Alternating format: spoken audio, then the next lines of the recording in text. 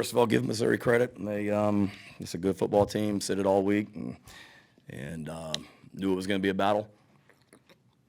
They came in, played really, really well, and give the quarterback credit. He played well, and there's a lot of things that you can look at. We didn't do a great job, obviously, of creating turnovers tonight, and a lot of things. So starting with me, got to coach better.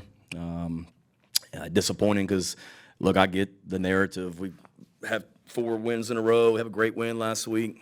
We ranked for the first time in forever, and understanding that it's easy to say, okay, South Carolina's going to get complacent and not play with the same energy and fire and physicality that they had been, and they're that. Watch out. And the disappointing thing is we were obviously on guard for that all week. I thought we had a great week of practice. We really did. Guys were focused and with great energy, great physicality, because we were watching closely. I was watching closely in practice to make sure that I didn't see signs of any complacency. But we looked like a team on all 3 phases in the first quarter. And in the first quarter, we looked like a team that was on our heels and just assumed everything was going to be okay and just waiting for something to happen, and just told the team, I mean, in this conference, it's a freaking grind, and every single week you better be at your best. And we weren't at our best as coaches tonight. We weren't at our best as players. Starts with me, and the only thing we can do is go right back to work, because no weeks are easy. It never are, and especially from here on out. So, questions? Resilient, making a lot of halftime adjustments, but just were they doing something you guys weren't expected, like some of the pop passes to Love It? No, they do a great job of just keeping you off balance with formations, personnel groupings, motions, trick plays. That's kind of their MO, and they did a great job tonight of getting the ball on the perimeter. We didn't leverage it correctly a couple times. It's disappointing because a couple times in the first half we felt like we had the perfect call for what they ran, and pretty much anticipated what they ran, and they still were able to execute and convert on third downs, and that was a key in the first half. I mean, I think they were 6 of 8, if I'm not mistaken, on third downs in the first half, and we couldn't get ourselves off the field. But no, I'll give them credit. They had Eli's an offensive coach and does a good job, and they got skill at the receiver positions. I said that all week. The quarterback's a good athlete. Said that all week, and they showed it tonight.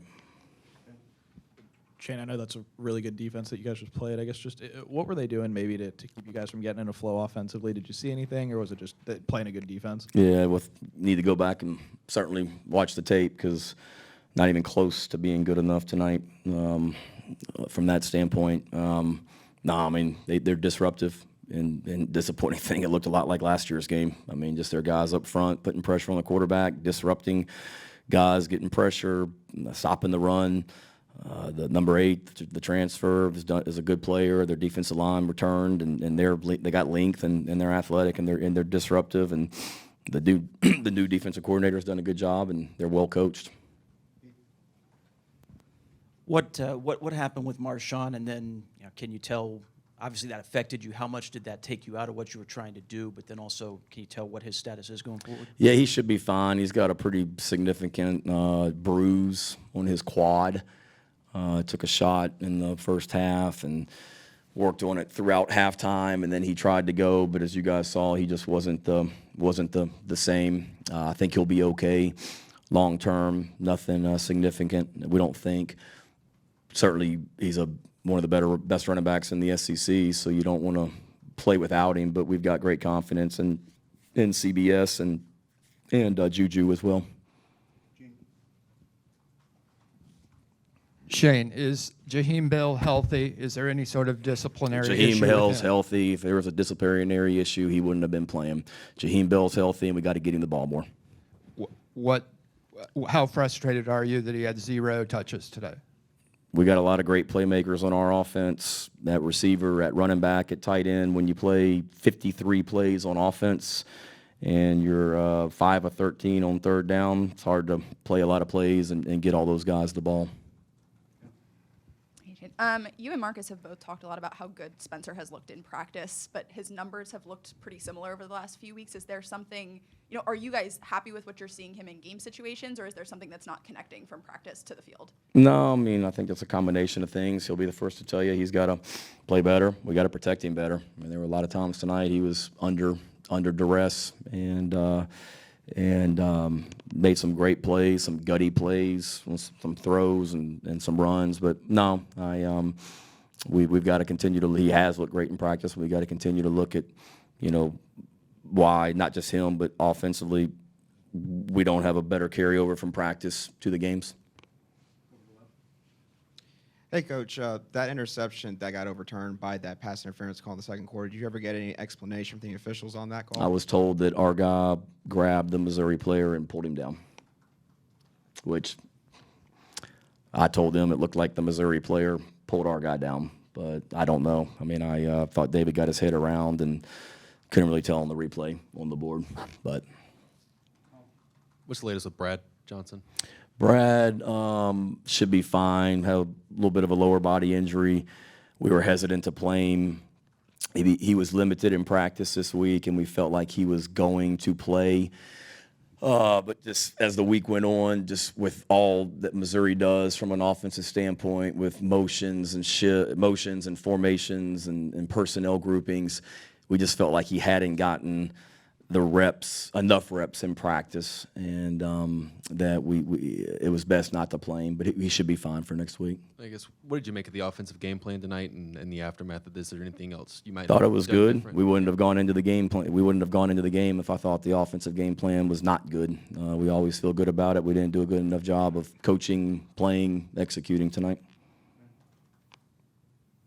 There was a stretch, I think it was in the late third quarter, you guys went a little screen heavy. Is that just sort of trying to counter the pressures that they were kind of throwing at you? And when those weren't working, was that them kind of guessing? They weren't screens. I think we called one or two screens that popped out of there. A couple of them were runs that were RPO type plays where we should have kicked the ball out of there. We ran a screen to Juju to start the 2-minute. We ran a couple true screens on the perimeter.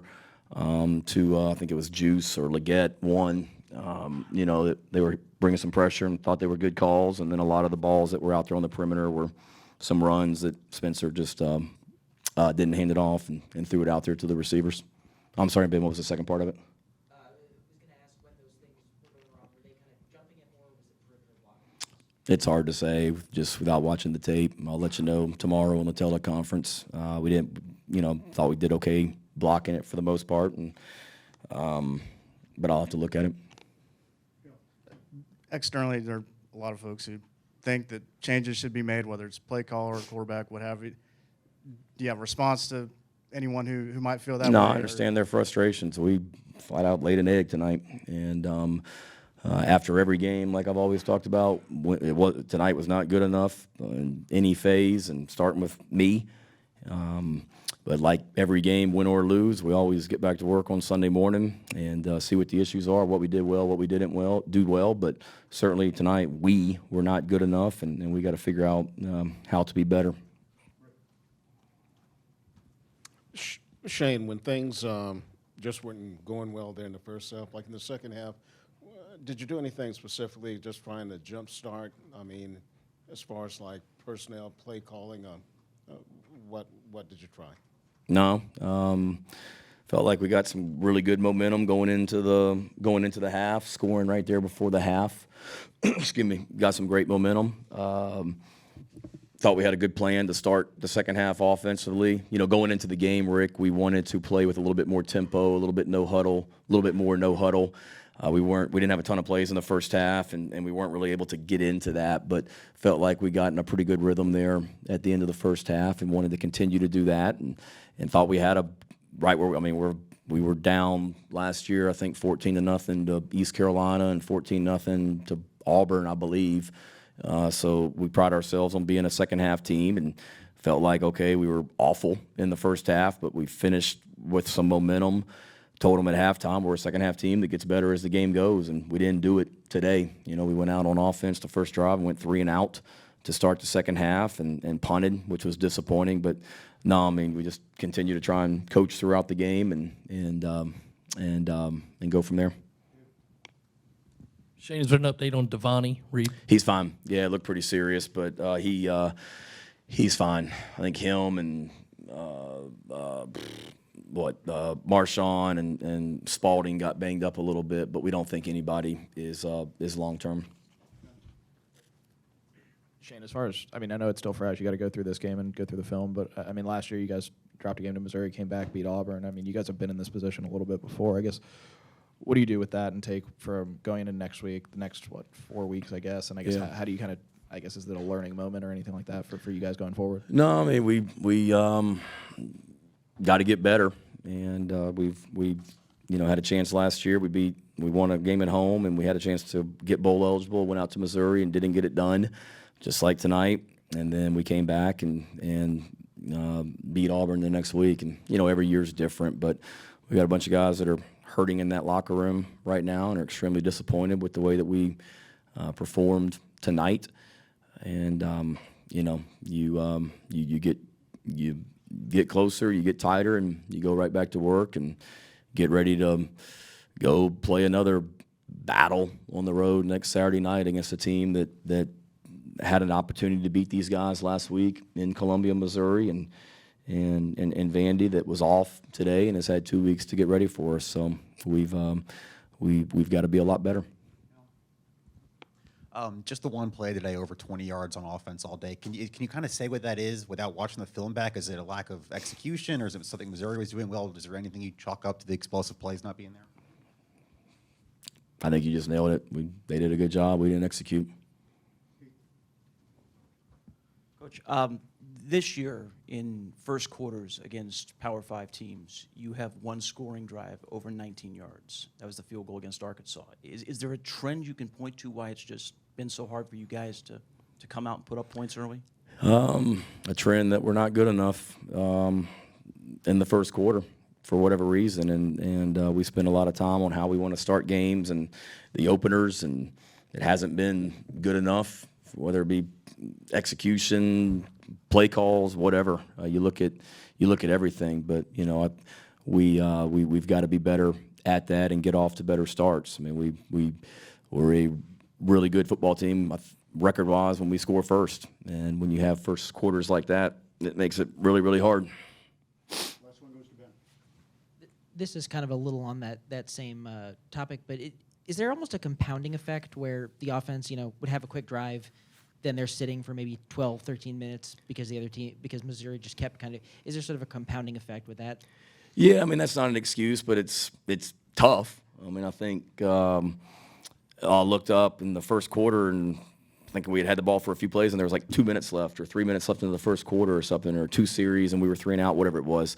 That's not an excuse. I mean, whenever we go out there, I mean, I look at, you look at other teams, that teams try and keep the ball away from them, and when they get the ball, they score. And whether we're sitting on the bench for 10 minutes or 10 seconds, we've got to be able to go out there and perform when we're called. It's kind of like when you used to play when my dad was coaching at Virginia Tech, and you played like the Georgia Techs of the world that just ran the ball and shortened the game and ate up the clock. But when you get out there, you can't press. You got to go execute, and you got to make plays when they present themselves. And we did not make enough plays tonight. Thank y'all.